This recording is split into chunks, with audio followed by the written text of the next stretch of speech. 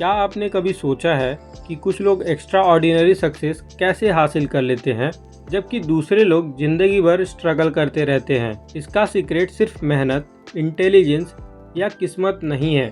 इसका real secret है give यानी देना। आज हम बात करेंगे एक ऐसी लाइफ चेंजिंग बुक की, the go giver by Bob Burg and John David. ये बुक ट्रेडिशनल सोच को चैलेंज करती है और हमें सिखाती है कि सफलता पाने के लिए हमें सिर्फ ये नहीं सोचना चाहिए कि हमें क्या मिल सकता है, बल्कि ये सोचना चाहिए कि हम दूसरों को क्या दे सकते हैं। इस वीडियो में हम सीखेंगे द गो गिवर बुक की 5 मोस्ट इम्पॉर्टेंट लेसन जो आपकी सोच, आपकी सफलता और आपकी ज़िंदगी को हमेशा के लिए बदल सकती है। तो एंड तक बने रहिए क्योंकि ये बातें आपके जीवन का नज़रिया बदल देंगी। Lesson number 1, the law of value. Go giver book की सबसे डीप जो मैसेज है वो है लॉ ऑफ वैल्यू। इसका मतलब है कि आपकी असली कीमत और सफलता इस बात पे डिपेंड होती है कि आप दूसरे को कितना अधिक वैल्यू देते हैं और उसके मुकाबले में आप उनसे कितना पेमेंट लेते हैं।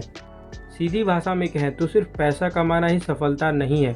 असली सफलता है लोगों की ज़िंदगी आसान और बेहतर बनाना। जो बिजनेस लंबे समय तक चलते हैं वो सिर्फ प्रोडक्ट नहीं बेचते बल्कि प्रॉब्लम को सॉल्व करते हैं, समय बचाते हैं और लोगों को खुशी देते हैं।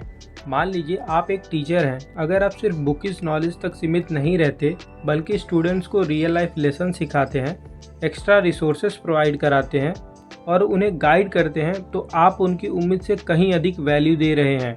इसी तरह एक एंटरप्रेन्योर अगर कस्टमर को एक्स्ट्रा सर्विस और बेटर क्वालिटी प्रोवाइड करता है तो उसका नाम और भरोसा दोनों बढ़ता है।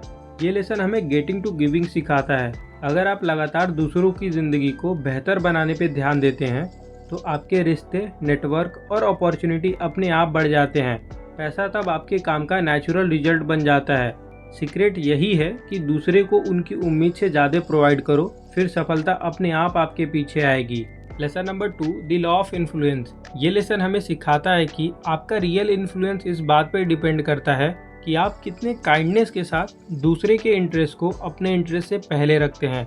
इन्फ्लुएंस किसी पावर या पोजीशन से नहीं आती बल्कि इस बात से आती है कि लोग आप पे कितना भरोसा करते हैं। जब आप दूसरों की जेन्युइन केयर करते हैं और उनके इंटरेस्ट को प्रायोरिटी देते हैं तो रिश्ते गहरे होते हैं और आपका इन्फ्लुएंस बढ़ता है। एग्जाम्पल के लिए एक ग्रेट लीडर कभी भी लोगों पर ज़बरदस्ती हुकूमत नहीं करते। वे लोगों को सुनते हैं, गाइड करते हैं और सर्व करते हैं। इसी वजह से लोग उनका भरोसा करते हैं और उनको फॉलो करते हैं। बिजनेस में भी यही रूल फॉलो होता है। जब कोई कंपनी सिर्फ प्रॉफिट के लिए नहीं बल्कि कस्टमर के प्रॉब्लम को सॉल्व करने के लिए काम करती है तो कस्टमर लॉयल रहता है। ये रूल हमें याद दिलाता है कि real influence empathy and trust से बनता है। Lesson number 3, building trust is the key of long term success. The go giver में ऑथर कहते हैं कि ट्रस्ट ही लॉन्ग टर्म सक्सेस का फाउंडेशन है। आप धोखे से या झूठ बोल के थोड़े समय का फ़ायदा उठा सकते हैं लेकिन ऐसी सफलता कभी टिकाऊ नहीं होती। भरोसा तब बनता है जब लोग आपके शब्द और एक्शन को सिमिलर पाते हैं। अगर आप जो वादा करते हैं उसे पूरा भी करते हैं तो आपकी क्रेडिबिलिटी बढ़ती है। जब आप सच में दूसरों की भलाई की परवाह करते हैं तब लोग आप पे ज़्यादा भरोसा करते हैं। बिजनेस में भी कस्टमर उसी कंपनी को चूज करते हैं जिस पे वे भरोसा कर सके, भले ही दूसरी जगह सस्ता ऑप्शन क्यों ना हो। रिश्ते में भी लोग मजबूरी से नहीं बल्कि भरोसे के कारण लॉयल रहते हैं। वॉरेन बफेट ने कहा था कि वे एम्प्लॉय में 3 क्वालिटी ढूंढते हैं, ईमानदारी, इंटेलिजेंस और एनर्जी। अगर ईमानदारी नहीं है तो बाकी दोनों क्वालिटी खतरनाक साबित हो सकते हैं। यही भरोसे की ताकत है। भरोसा सालों में बनता है लेकिन कुछ ही सेकंड में टूट भी सकता है, इसलिए सफल लोग इसे हर कीमत में बचा के रखते हैं। Lesson number 4, focus on giving not getting. इस लेसन में ऑथर बताते हैं कि मुझे क्या मिलेगा से मैं क्या दे सकता हूँ की ओर अपनी सोच बदलो। ज़्यादातर लोग बिजनेस, करियर या रिश्तों में यही सोच के आते हैं कि मुझे इसमें से कितना फ़ायदा होगा, लेकिन रियल सक्सेस एंड सेटिस्फैक्शन तब आता है जब हम खुद से पूछते हैं कि मैं इसमें कितना कंट्रीब्यूट कर सकता हूँ। जब हम सिर्फ पाने पे फोकस करते हैं तो रिश्ते सिर्फ लेन देन बन जाते हैं। लोग इस्तेमाल होने का एहसास करते हैं और भरोसा टूट जाता है। वहीं जब हम देने पे फोकस करते हैं, चाहे वो वैल्यू हो, काइंडनेस हो, टाइम हो या नॉलेज हो, तो लोग प्राउड फील करते हैं और इसका रिजल्ट ये होता है कि वे भी हमें सपोर्ट करने लगते हैं।